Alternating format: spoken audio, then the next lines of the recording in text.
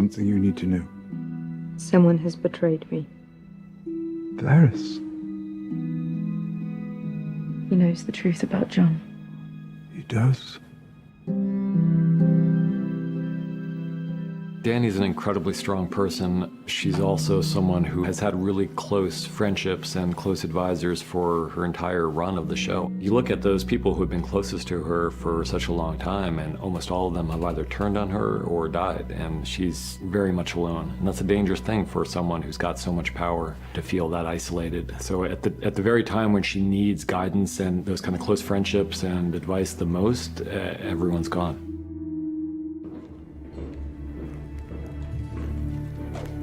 I think that Varys knew that it was unlikely that he would survive the attempt to overthrow Dany in favor of Jon. And he also knew that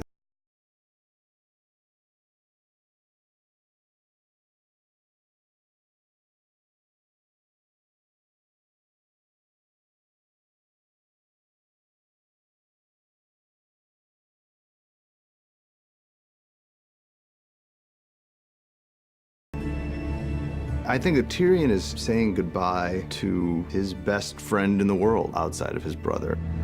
Dracarys.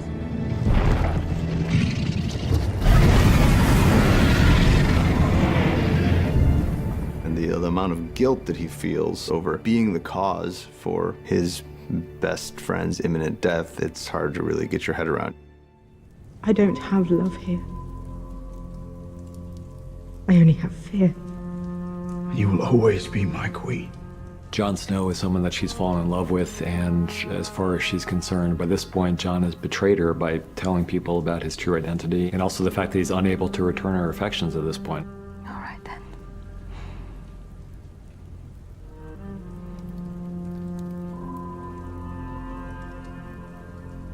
Let it be fear.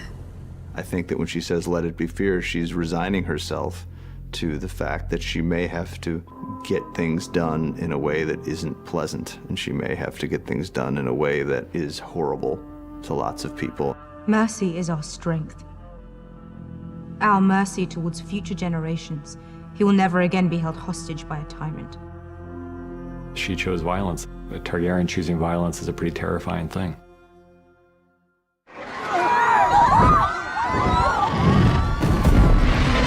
Even when you look back to season 1, when Khal Drogo gives the Golden Crown to Viserys, and her reaction on watching her brother's head melted off. He was no dragon.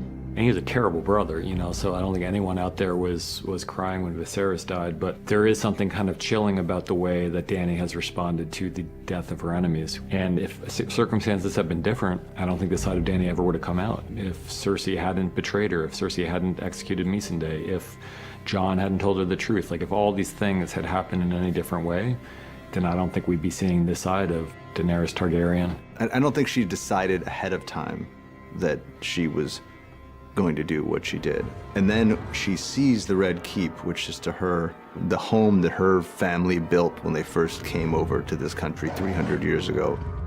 It's in that moment on the walls of King's Landing when she's looking at that symbol of everything that was taken from her, when she makes the decision to make this personal.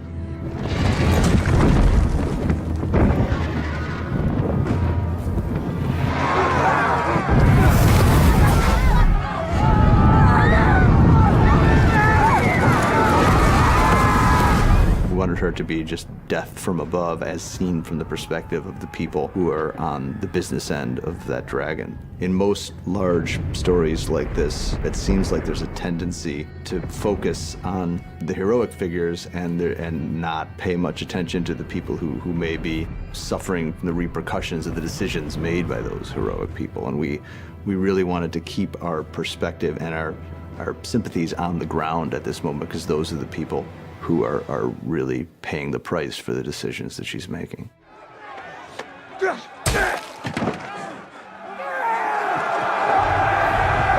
I think that Jon is also in a kind of denial. At first, the siege is a war. Soldiers killing soldiers. That's what war is. I think Jon is someone who's always been a very good soldier, who's never enjoyed being a soldier. He's been trained as a fighter from the time he was a little boy. And he's quite good at it. He's quite good at leading men into battle, and he also hates it. I think for him, it's all starts out seeming like it's gonna work out, and then it turns into a nightmare. When she takes off and starts burning the city, the Unsullied on the ground and the Northmen on the ground take that as their cue that it's a moral free-for-all. The good guys are behaving like the bad guys, and the bad guys in this shot are the ones who are doing all of these horrific things around him, who are his own men. The moral lines that he's drawn for himself in his own life, you can't be maintained for everyone in all situations.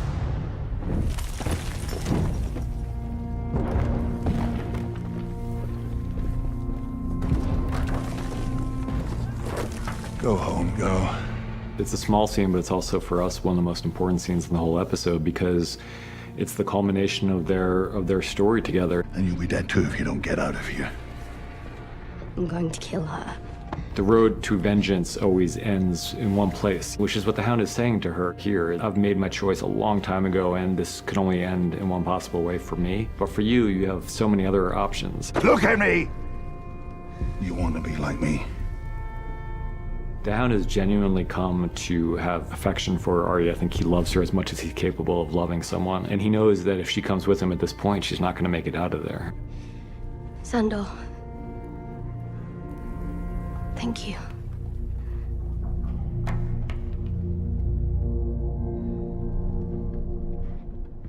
Hello, big brother.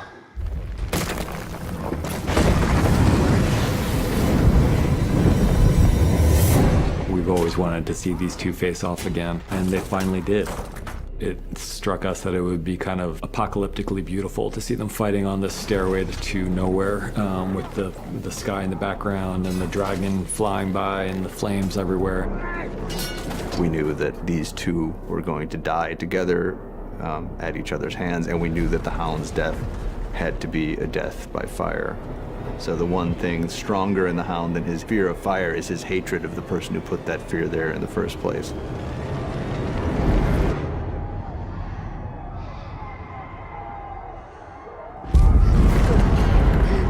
Feels like you needed a perspective to carry you through this horror, like you need a Virgil to take you through the hell that Dany's building. The reason we decided to follow Arya out of King's Landing and to see the fall of King's Landing through her eyes is something that we talked about with an earlier episode. You just care a lot more when you're with a character that you care about. So if we saw a lot of extras running around on fire and buildings falling apart, it might have been visually interesting, but it wouldn't have had much of an emotional impact. But when you're there on the ground with Arya, who's one of the people we care the most about, then everything takes on that much more of an edge. We knew that the Hound would be convincing her to part ways with him and to not go to her death. And once she decides she needs to get out of the city, well, she's in the worst possible place you can be. So she's got to get from that central point all the way outside the walls of the city. It's the longest, hardest journey anybody has to make in the entire episode.